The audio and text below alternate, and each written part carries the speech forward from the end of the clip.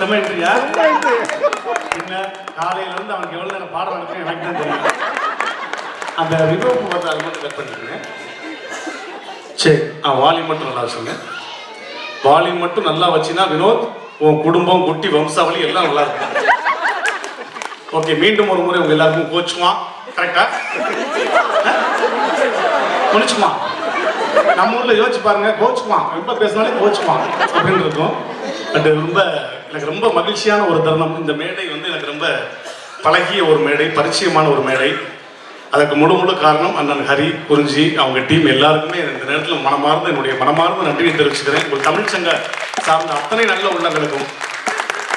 ஏன்னா காலையிலே சொன்ன மாதிரி நம்ம சென்னையில் ஒரு நிகழ்ச்சி போகிறோம், தமிழ்நாட்டுக்குள்ள ஒரு நிகழ்ச்சி போகிறோம்னா ஒரு 10 நிமிஷம் பெர்ஃபார்ம் பண்ணுங்க அப்படின்னா நம்ம ஒரு கலைஞனா மற்றவங்கள ரசிக்கணும், மற்றவங்க சந்தோஷப்படணும், அவங்க கை தட்டணும் அப்படின்னு ஒரு 15 நிமிஷம் பண்ணலாம்னு நம்ம எதிர்பார்ப்போம். பட் அங்கே உள்ள ஆடியன்ஸ்லாம் இன்னைக்கு உங்களுக்கு தெரியும், சென்னை வாழ்க்கையெல்லாம் பரபரன்னு வருதான் போனால் ஒரு செகண்ட் உட்காந்து பார்க்கக்கூடிய நேரம் கிடையாது. பட் இங்கே எப்படின்னா நீங்கள் எங்களை 1/4 மணி நேரம் மகிழ்ச்சிட்டு போங்கன்னா 3/4 மணி நேரம் மகிழ்ச்சிட்டு போகணும் அப்படின்ற ஆசை எங்களுக்கு வரும். ஏன்னா அதற்கு காரணம் நீங்கள் உட்காந்து ரசித்து நல்லா என்ஜாய் பண்ணி, ஏன்னா வருஷத்தில் ஒரு நாள் வரக்கூடிய இந்த தருணம், இந்த ஒரு 6 ஹவர்ஸ் வந்து இதுக்கப்புறம் நீங்கள் ஜப்பானில் திரும்ப அடுத்து 11வது ஆண்டுகள் நடக்கும்போது தான் உங்கள் எல்லா சொந்தங்களும் கூடி உட்காந்து மகிழ்விக்கின்ற ஒரு நேரம். ஸோ இந்த ஒரு நிகழ்வு இந்த ஒரு வருஷத்துக்கு உங்கள் மைண்டில் ஓடிக்கிட்டே இருக்கணும். ஏன் ரூபம் வந்தாங்க, அவங்க வந்தாங்க, இப்படி பண்ணாங்க, அப்படி பண்ணாங்க. ஸோ அந்த ஒரு மகிழ்ச்சியான தருணத்துக்காக தான் நாங்கள் வெயிட் பண்ணோம். மீண்டும் எங்களை அழைத்து சிறப்பித்த உங்களுடைய ஜப்பான் டோக்கியோ தமிழ் சங்கத்துக்கு எங்களுடைய மனமார்ந்த கரம் சிரம் தாழ்த்தி உங்களுடைய நன்றிகளை தெரிவிச்சுக்கிறோம். நல்லா ரசிக்கிறீங்க, அதுதான் முக்கியம். ஏன்னா பேசுறது எவ்வளவு நேரம் வேணாலும் பேசிடலாம், கேட்கறதுக்கு எவ்வளவு நேரம் கேட்கணும்னு ஒன்று இருக்குல்ல. அம்மாட்டு விடிய விடிய கூட பேசலாம். ஆனால் இன்னைக்கு வந்து போன தடவை விட இன்னைக்கு வந்து கூட்டம் கொஞ்சம் அங்கங்கே கம்மியாக இருக்கு. பட் நான் வந்து சின்ன கூட்டம் பெரிய கூட்டம் பார்த்து நான் ரொம்ப ஃபீல் பண்ணவே மாட்டேன். ஏன் அப்படின்னா ஆளே இல்லாத மண்டபத்திலே 1/2 மணி நேரம் ப்ரோக்ராம் பண்ணியிருக்கேன். வெறும் வசந்தன் சேர்த்து நிகழ்ச்சி பண்ணியிருக்கேன் உங்க கல்யாண மண்டபத்தில். எவனுமே இல்லை, என்ன செய்யுது, சரி காசை கொடுத்தாங்களே அம்மாட்டு வீல் கத்திட்டுலாம் போயிருக்கேன். அந்த மாதிரி நான் கேவலப்பட்டதெல்லாம் சொன்னேன்னு வச்சுங்களேன், கண்டினியூவா 2 நாள் உட்காந்து கக்கன்னு சிரிப்பீங்க. அவ்வளவுலாம் கேவலப்பட்டிருக்கும். பட் இருந்தாலும் யோசிச்சு பாருங்களேன், இப்போ ஃபாரின்ல இப்போ ஒருத்தர் நடந்து போறான், ஜப்பான்ல நடந்து போகும்போது லேசா ஸ்லிப் ஆயிட்டான்னு வச்சுங்களேன், வாட் ஹேப்பன் ஐ ஓகே அப்படின்னு கேட்பான். இதே இப்போ நம்ம ஊர்ல லேசா ஸ்டிக் ஆகிட்டேன்னு வச்சுங்களேன், எப்படி விழுந்தா பத்தியா, அவன் விழுந்தானே அவனை தூக்குவோம், என்னாச்சு ஏதாவது இப்படி விழுந்த பத்தியா, அதையும் நம்ம நினைச்சிட்டு போக வேண்டியதா, சரி அப்படியாவது 4 பேர்த்த ஜெர்க்கி வைக்கிறோமே அப்படின்னு. ஸோ அந்த மாதிரி நம்ம கேவலப்படும் போது 4 பேர் சிரிச்சாங்கன்னா உண்மையிலே அதை, ஏன்னா சந்தோஷத்திலே பெரிய சந்தோஷம் அடுத்தவங்களை சந்தோஷப்படுத்தி பார்க்கணும், அதான் இருக்கிறதுலே மிகப்பெரிய சந்தோஷம். அந்த மாதிரி ஒரு வாய்ப்பு எங்களுக்கு கிடைச்சது ரொம்ப நாங்கள் சந்தோஷப்படுறோம். நல்லா ரசிக்கிறீங்க, நல்லா என்ஜாய் பண்ணுறீங்க, நல்லா கை தட்டுறீங்க, அதுதான் ரொம்ப முக்கியம். தயவு செய்து முதல் ரோல உட்காந்து முறைச்சு பார்க்காதீங்க.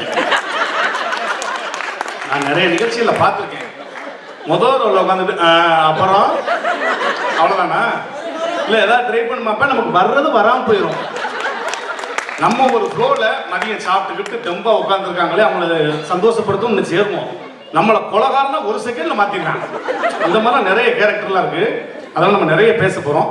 ஸோ மீண்டும் ஒரு முறை உங்க எல்லாருக்கும் என்னுடைய மனமார்ந்த நன்றி. நல்லா ரசிக்கிறீங்க, நல்லா என்ஜாய் பண்ணி, இதே வந்து நீங்க எவ்வளவு தூரம் ரசிக்கிறீங்களோ அவ்வளவு நேரமும் உங்களை மகிழ்விக்க நாங்கள் எங்களுடைய டீமும் தயார். நீங்கள் தயார்னா ஒரு பெரிய கைத்தட்டல் கொடுத்தீங்கன்னா ஹாப்பி தான்.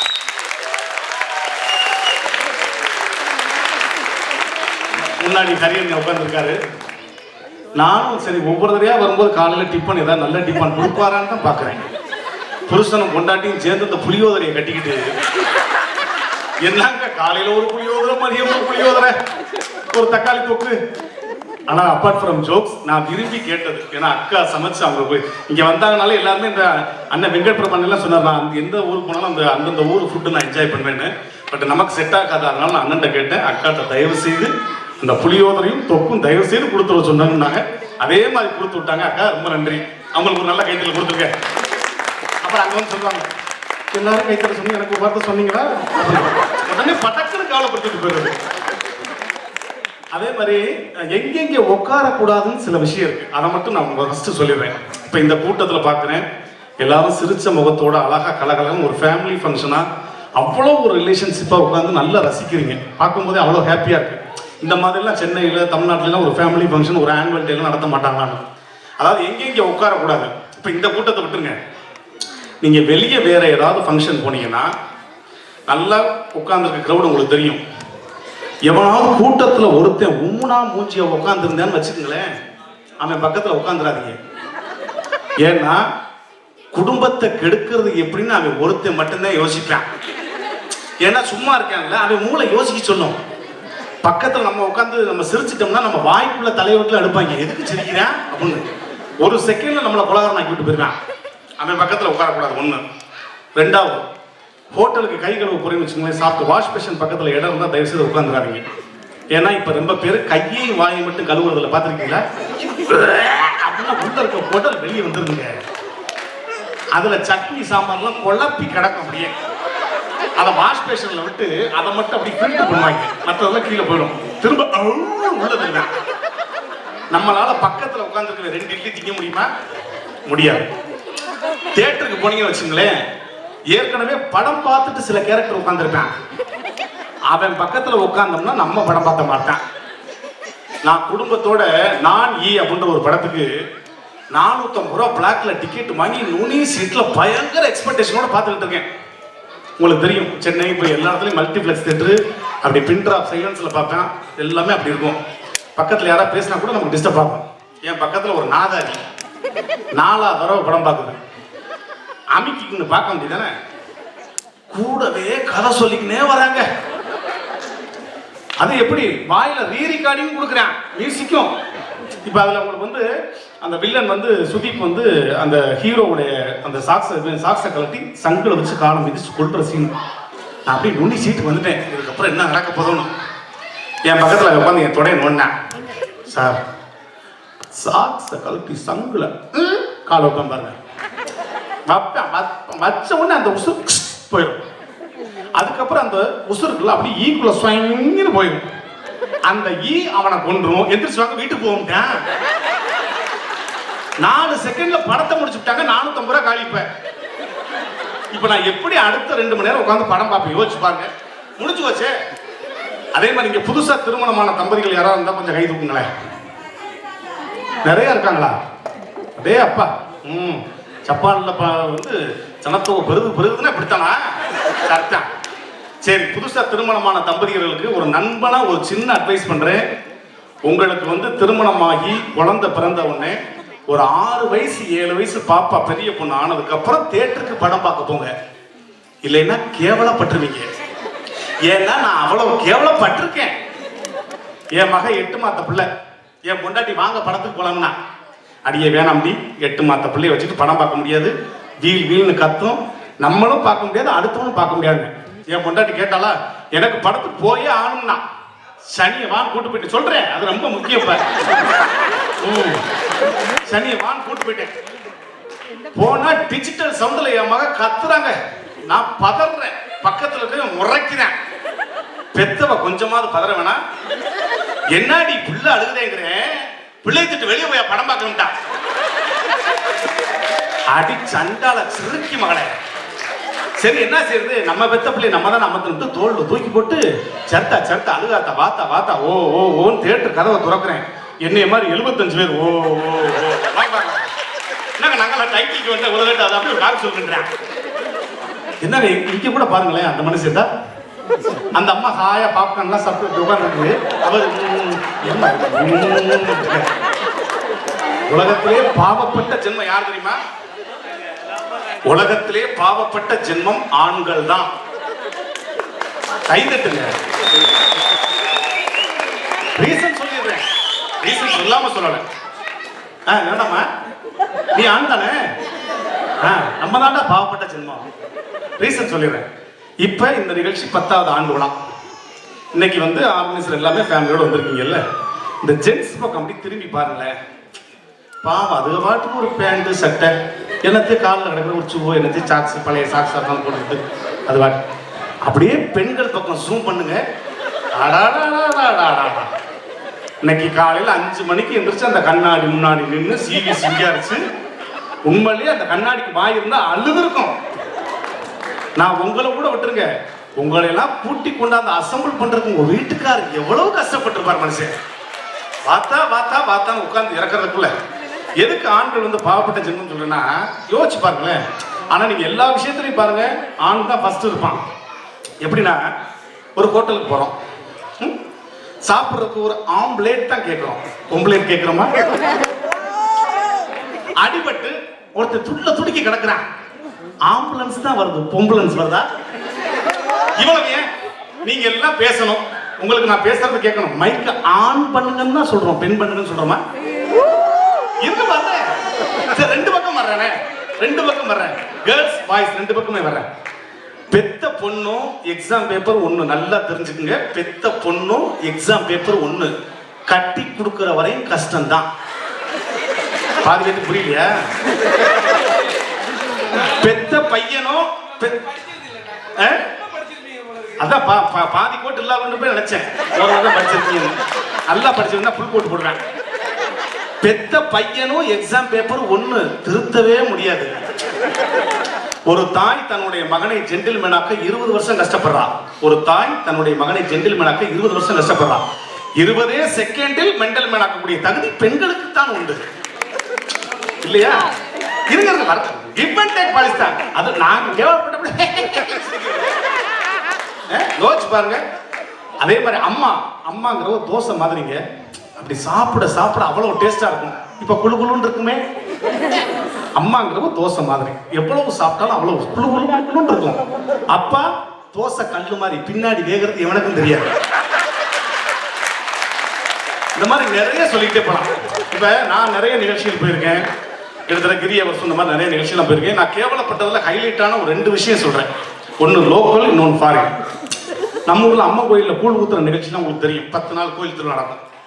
அதுல ஒரு நன்மை சொல்லிட்டானேன்னு அந்த ஊருக்கு போயிட்டு, அந்த ஊர் பேர் சொல்ல விரும்பல, அந்த ஊர்ல என்னை உட்கார வச்சிருக்காங்க ஸ்டேஜ்ல, நான் அப்படி உட்கார்ந்துருக்கேன்.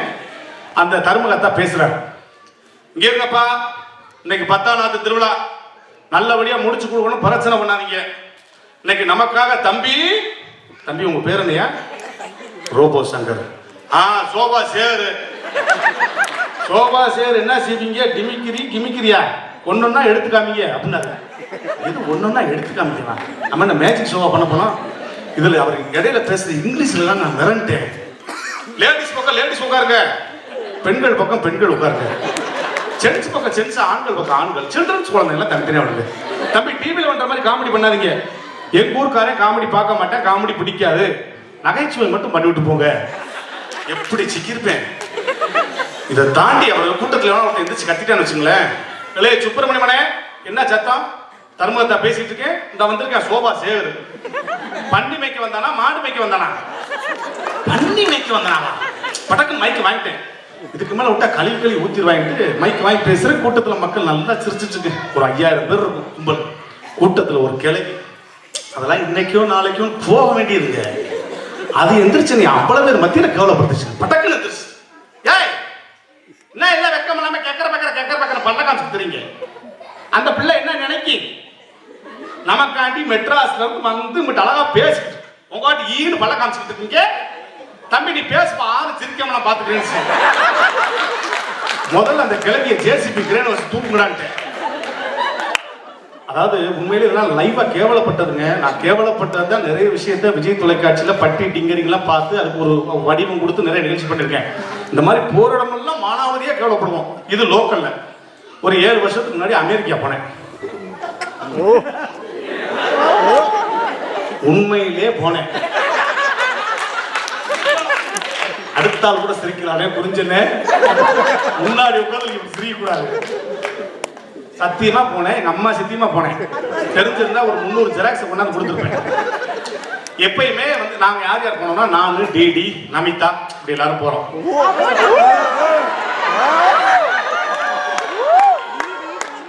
தம்பி நமிதா எல்லாம் உனக்கு பெரியம்மா மாதிரி.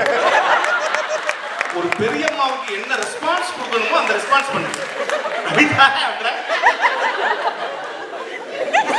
கேளுங்க, அட்லாண்டா போனேன்.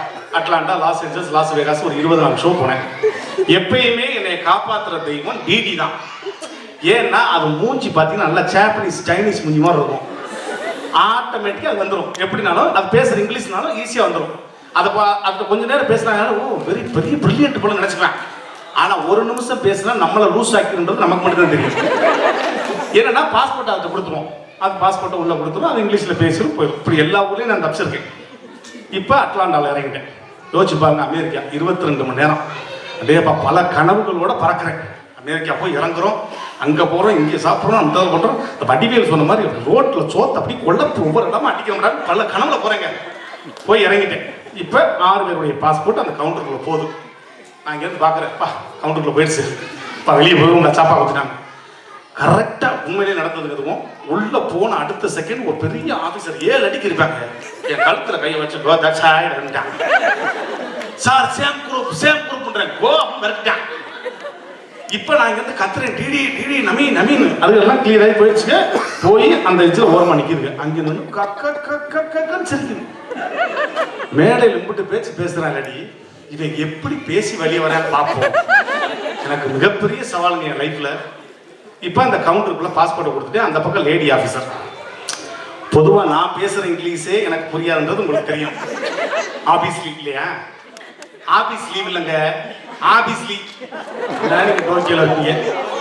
ஆமாம், கவுண்டருக்குள்ளே போயிடுச்சு. இப்போ அந்த லேடி ஆஃபீஸர் கேட்குது, excuse me mister Shankar, I are coming to US community social which purpose are coming. என்னன்னா எப்போ வந்த, என்ன வேலைக்கு வந்த, எப்போ போவேன். இதுக்கு நான் அந்த லேடி ஆஃபீஸர்கிட்ட எப்படி அந்த ஓட்டைக்குள்ள வாய விட்டேன். I am Shankar, robo Shankar, you know. எது அமெரிக்கா பொம்பளைட்ட Vijay TV, Vijay star program mimicry, 6 members coming from India, 5 members gone, 1 member here, please give the passport. அதே ஓட்டுக்குள்ள வந்து பொழிச்சுன்னு காரி துப்பல. மற்றபடி எல்லா எக்ஸ்பிரஷன் பண்ணிடுச்சு. எனக்குன்னா பேசுறது புரியல, பழையபடி கேட்குது. Excuse me mister Shankar, I are coming to US community social which purpose are coming. பழையபடி நான் ரொம்ப அஸ்கி வாய்ஸ்ல, ஏன்னா சத்தமா பேசி டிடி காதுல விழுந்துட்டா நான் இந்தியாவில் வந்து கேவலப்பட்டுவேனா. பழையபடி மேடம் ரோபோ சங்கர் ப்ரோக்ராம் 7 நாள் போலேன்னா காசு தர மாட்டாங்க, காலில் விழவாங்க. அப்பயும் கொடுக்கல. அப்பயும் நான் முடிவு பண்ணிட்டேன், என்னத்த பெரிய அமெரிக்கா எப்படி அடுத்த பிளேட்டை பிடிச்சி நம்ம நான் இந்தியா அனுப்ப போகிறேன், என்ன இந்தியாவோட பெரிய அமெரிக்காவில் போய் நம்ம பண்ணணும்னு ஒரு இதுப்பா வேணாம்பா போ அப்படின்னு ஒரு முடிவு பண்ணிட்டேன். என் பின்னாடி 300 பேர் கியூ பெருசாகிடுச்சு. கடைசியில் ஒரு யோசனை பண்ணேன், இந்த பொம்பளை மாதிரி நாமளும் நாக்கை ரோல் பண்ணி புரிஞ்சும் புரியாமல் ஒரு தடவை அடிச்சுடுவோம். வந்தா அமெரிக்கா போனா இந்தியான்னு. பின்னாடி பெரிய கியூ இருக்கு. அந்த லேடி ஆஃபீஸர் பயங்கர டென்ஷன், அவ்வளோ கத்தி கேட்டுச்சு. Excuse me, Mr. Shankar, why are you coming to US communities of saying which purpose are you coming? உடனே நான், yeah, I'm Shankar, come from India, going to the program, 7 days, the passport, very actually, okay, thank you, இப்போ நான் என்ன சொன்னேன்னு கேட்டீங்கன்னா திருப்பி சொல்ல தெரியாது. ஆனா சொல்லும் போது என்ன பண்ணேன்னா பேண்ட் பாக்கெட்ல கையை விட்டேன், சீட்டை பின்னாடி தள்ளிட்டேன், ஷோல்டரை தூக்கிட்டேன். I'm Shankar, come from India, going, அதாடி பெரிய ஆஃபீஸர் பழப்பா, நான் போய் பட்டன் குத்தி அனுப்பிச்சாங்க. வெளியே டிடி அப்படி பதற்றத்தோடு நின்றுச்சு. ரோபோ என்ன சொல்லிட்டு வந்தீங்கன்னு. சூப்பர் ஸ்டார் ரஜினி பாஷாவில் சொன்ன மாதிரி உண்மையாக சொல்லிட்டு வந்தேன். இந்த மாதிரி நிறைய விஷயங்கள் நான் வந்து போகிற இடங்கள் எல்லாம் வந்து ரொம்ப லைவ்லியாக நான் நிறைய விஷயங்கள் பார்த்துருக்கேன். ஸோ அதெல்லாம் உங்கள்கிட்ட ஷேர் பண்ணணும்னா இப்போ எனக்கு வந்து ரொம்ப பிடித்த குரல் என் கூட மீண்டும் இணைந்து சென்னை கிரி அவர்களை உங்கள் கைத்தட்டலோடு மேடை கலைக்கிறோம். இன்றைய நிகழ்ச்சிக்கு சிறப்பு அழைப்பாளராக வருகை வந்து சைடில் உட்காந்து ரொம்ப அழகாக, ஏன்னா இப்போ நான் சொல்ல செலிபிரிட்டி வந்து அண்ணன் வெங்கட் பிரபு அவர்கள். அங்கெல்லாம் பார்த்தீங்கன்னா ஷூட்டிங் பிஸி, ஒரு நிகழ்ச்சியில் உட்காந்து எங்களை மாதிரி நிகழ்ச்சியிலையோ இல்லை மற்ற எந்த நிகழ்ச்சியுமே அவரால் உட்காந்து டைம் ஸ்பெண்ட் பண்ணி பார்க்கறதுக்கான நேரம் ரொம்ப குறைவு. எனக்கு தெரிஞ்சு அவர் அவ்வளோ ரிலாக்ஸாக அவ்வளோ சில்டாக உட்காந்து அண்ணன் ரசிச்சுட்டு இருக்காருன்னா உண்மையாக ரொம்ப ஹாப்பி. ஸோ அவருக்கும் எங்களுடைய மனமார்ந்த நன்றி.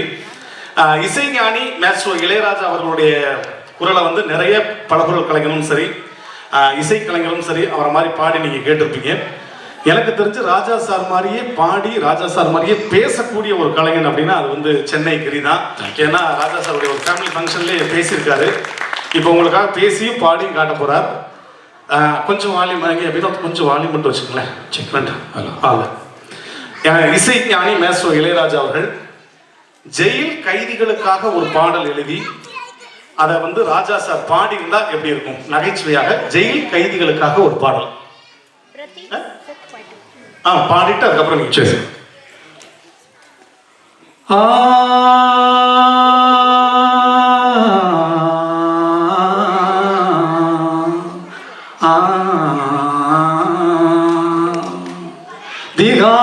சிறையினிலே ஜோரான அறையினிலே தொங்க விட்டு லாடங்கட்டி யாரடிச்சாரோ யாரடிச்சாரோ யாரடிச்சாரோ ஜெயிலர் அடிச்சான் வலிக்கிறதே வாட அடிச்சான் வீங்கிருச்சே திகார சிறையினிலே ஜோரான அறையினிலே தொங்க விட்டு லாடங்கட்டி யாரடிச்சாரோ யாரடிச்சாரோ யாரடிச்சாரோ ஆ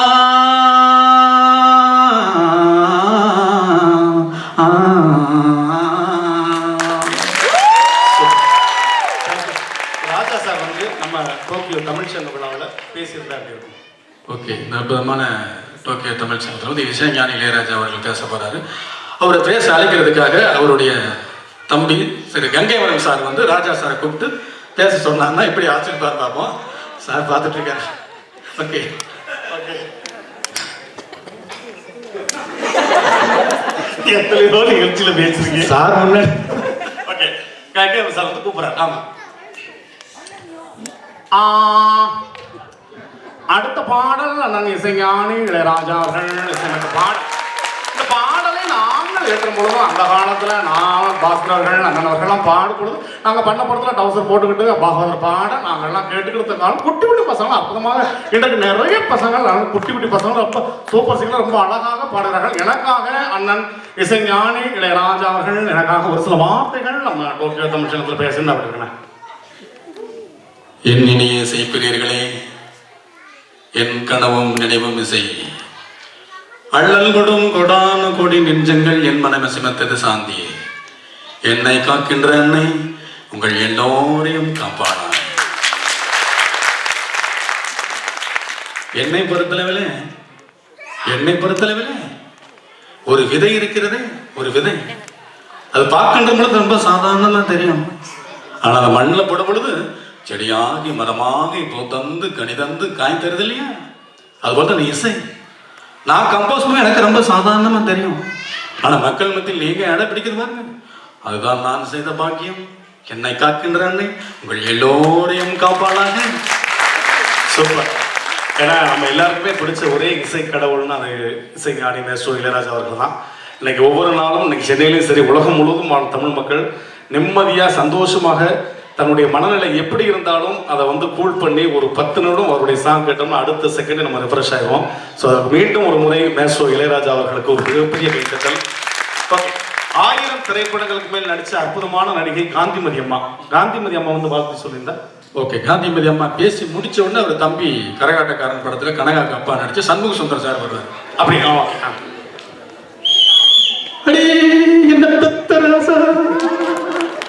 பத்தி வளர்த்தனையாடி பாதகத்துக்கிறான்.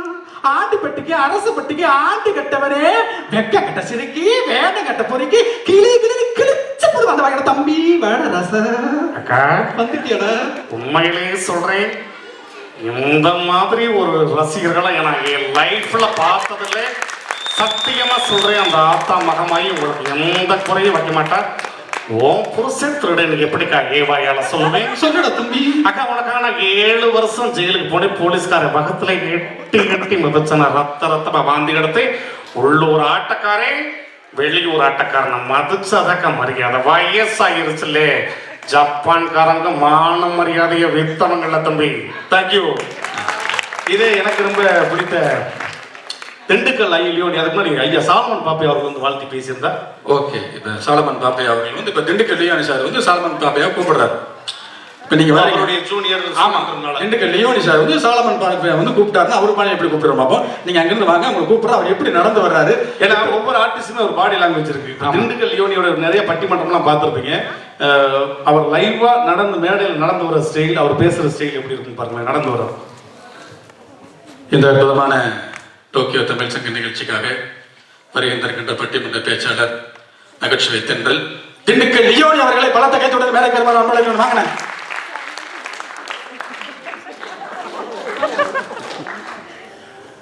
எங்கள் வாழ்வும் எங்கள் வளமும் மங்காத தமிழுக்கு சங்கே முழங்கு. இந்த டைலாக பேசலைன்னா திண்டுக்கல் ஐயோனிங்கிறது கன்ஃபார்ம் பண்ண முடியாம போயிருந்தா. நாங்கள் வீட்டுக்கு சிவனேன்னு பட்டிமன்றத்தில் புல போட்டிக்கிட்டு இருந்தோம். இன்னைக்கு ஜப்பானில் டோக்கியோவில் கூப்பிட்டுருக்காங்கன்னா சும்மாவா? நான் பேசினா நல்லா இருக்குமா? அதனால எங்கள் வாத்தியார் ஐயா சாலமன் பாப்பையா, நீங்கள் ஒரு சில வார்த்தை அப்படி வாழ்த்தி பேசுன்னு வச்சுங்களேன், வேற லெவலில் இருக்கா. அன்பு பெரியவர்களே, அருமை தாய்மார்களே, இனிய குழந்தைகளே, கிடைக்குமா ஐயா? இப்படி ஒரு வாய்ப்பு நமக்கு கிடைக்குமா? ஜப்பான் தமிழ் மக்கள்னாலே அவங்க ஊரை விட்டு ஊர் வந்து குழந்தைங்களோட சம்சாரத்தோட அவங்க சம்சாரத்தோட அது மகிழ்ச்சியா வாழ்ந்துக்கிட்டு இருக்காங்க. அது ஒரு பக்கம். ஃப்ளைட்டை விட்டு இறங்கினோடனே அற்புதமான ஒரு செய்தி கொடுத்தாங்க. சூட்கேஸை காணோம். அந்த சூட்கேஸ் ரிட்டர்ன் போய்கிட்டு இருக்கு. நான் வெறும் அந்த ஹோட்டல்ல அற்புதமா ஒரு வசதி ஏற்பாடு பண்ணியிருந்தாங்க. பெண்கள் தான் நைட்டி போடுவாங்க, ஆண்கள் போட்டு பார்த்துருக்கீங்களா? நான் ஒரு நைட்டி போட்டு பார்ப்பேன். அப்படி ஒரு வரவே மறக்க முடியுமா? சொன்னாங்க கௌரி சார் எங்கேயும் போயிடாது, சூட்கேஸ் வந்துடும். அதுல ஒருத்தர் வினோத் ஜென்மத்துக்கு வராங்க. அதுல ஒரு சந்தோஷம். அவர் ஒரு வருத்தம் தான் வந்ததுல அவருக்கு ஒரு வருத்தம் இருக்கு. அது ஒரு பக்கம். வீட்டுக்குள்ள நுழைஞ்சோம். ஒரு மணி இருக்கும். ராஜுன்னு ஒருத்தர் சமையல் செய்கிறவங்க எண்ணி 10 நிமிஷத்துல எது கேட்டாலும் கொண்டு வந்து வச்சிடறாங்க. சுட சுட கிடைக்குமா? 4 வரைக்கும் சாப்பிட்டுட்டு ரூமில் போய் படுத்துட்டோம். எப்படி ஒரு கவனிப்பு பார்த்தீங்களா? செல்போனும் மனைவியும் ஒன்று இருந்தாலும் தொந்தரவு, இல்லாட்டியும் தொந்தரவு. இதுவும் அடிச்சுக்கிட்டே இருக்கும், அதுவும் அடிச்சுக்கிட்டே இருக்கும். காத்திருந்தோம்னா நல்ல மாடல் கிடைக்கும். ரெண்டுலையும் நன்றி வணக்கம், நாளை சந்திப்போமா? உண்மையிலே நேற்று ஃப்ளைட்டில் வந்து மிஸ் ஆயிடுச்சு. நேற்று ஃபுல்லாக நைட்டியோட தான் இருந்தார். ஆக்சுவலாக இன்னைக்கு அவர் வரலைன்னா நைட்டியோட தான் ஷோ நீங்கள் பார்த்துருக்கீங்க. இதில் என்ன கொடுமைன்னா என் பேண்ட் செட்டை டவுசர் ஷூ எல்லாமே அவர் பேக்கில் தான் இருக்கீங்க. நான் டவுசரில் இருந்திருப்பேன், அவர் நைட்டியில் இருந்திருப்பாரு. உங்களுக்கு ஒரு அற்புதமான ஒரு நிகழ்ச்சி அமைஞ்சிருக்கும். அதை வந்து கெடுத்துட்டாங்க. Okay, thank you. கரெக்டான டேட்டில் கொண்டு வந்து கொடுத்தாங்க, ரொம்ப தேங்க்ஸ். அடுத்து எனக்கு ரொம்ப பிடிச்ச நடிகர், எப்பவுமே உலக நாயகன் பத்மஸ்ரீ டாக்டர் கமல்ஹாசன் அவர்கள். கமல் சார் லைவாக பேசுகிற ஸ்டைலும் படங்களில் பேசுகிற ஸ்டைலும் ரொம்ப வித்தியாசமாக இருக்கும். இப்போ இந்த நிகழ்வுக்கு வந்து உலக நாயகன் பத்மஸ்ரீ கமல் சார் அவர்கள் வந்து வாழ்த்து பேசியிருந்தா அப்படி இருக்கும்.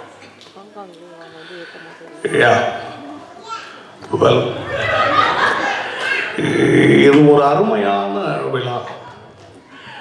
இந்த மாதிரியான ஒரு நல்ல நிகழ்ச்சிக்காக எங்களை எல்லாம் அழைத்து கௌரவப்படுத்திய டோக்கியோ தமிழ் சங்கத்திற்கு என்னுடைய மனமார்ந்த நன்றிகள். ஏன்னா அந்த பகுதியெல்லாம் பார்க்கும் பொழுது நானும் நண்பர் ரஜினி அவர்களும் பல வருடங்களுக்கு முன்னால் வேட்டையாடி விளையாடி இருக்கிறோம். அதெல்லாம் பழைய கதை. அதெல்லாம் சொல்லணும்னா கிட்டத்தட்ட 3 நாளாக அவ்வளோ பெரிய கதை. இதை விட பெருமைப்படக்கூடிய விஷயம் வேற என்னவாக இருக்க முடியும்? நான் பெருமைப்படுகிறேன். இந்த விழாவில் கலந்து கொண்டமைக்கு ஒரு கலைஞனாக வாழ்த்தி விடைபெறுகிறேன். நன்றி, வணக்கம். இதே கமல் சாருடைய பழைய வாய்ஸ், பழைய ஸ்டைல். ஏன்னா நான் வந்து கமல் சாருடைய ரசிகன் சொல்றதை விட கமல் சாருடைய பக்தன் சொல்றதுல பெருமைப்பட்டுக்குவேன். ஏன்னா கிட்டத்தட்ட அவ்வளோ ரசிச்சிருக்கேன் அவரை.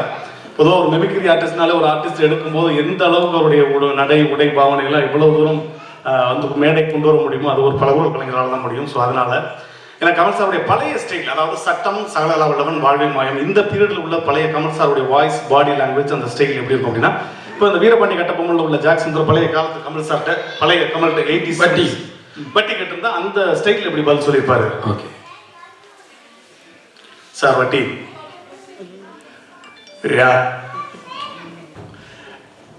இதோ பாருங்க மிஸ்டர் ஜாக்சன் துறை, இதுக்கு முன்னாடி நான் உங்களை பார்த்ததே கிடையாது. அதுக்காக 10 பேருக்கு முன்னாடி வட்டி கேட்கறது அநாகரிகமான செயல். நீங்க வயலுக்கும் அல்ல, நாட்டு நடல கலையும் பறிக்கல, ஒரு வேலையுமே செய்யாம என்கிட்ட வட்டி எதிர்பார்க்கிறது இம்பாசிபிள். ஒரு மனுஷன் நிம்மதியான இடத்தை தேடி போவான், அந்த இடத்துக்கு தேடி வந்து வட்டி கேட்கறது முட்டாள்தனம். என் கண்ணுக்கு முன்னாடி நடக்கிற அசிங்கம் அவமானம் எக்ஸ்ப்ளாய்டேஷன்லாம் பார்த்துட்டு நல்லா சும்மா இருக்க முடியாது. இதுக்கு மேல நீ என்கிட்ட வட்டி கேட்டு தான் போகணும்னு நினைச்சுன்னா get out and get last.